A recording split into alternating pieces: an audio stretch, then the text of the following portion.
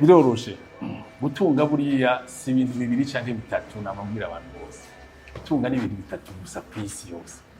Kugira navuze yuko niko biri Siyoni n'abandi bose bakimbaza ico kibazo ndi muri Amerika nababwiye ngo 80% y'abagwiza tunga batanguye mu busa. Kugira nari henze ni 95% batanguye mu busa. Urabe abagwiza tunga bose mu Burundi bahereye kuri 0.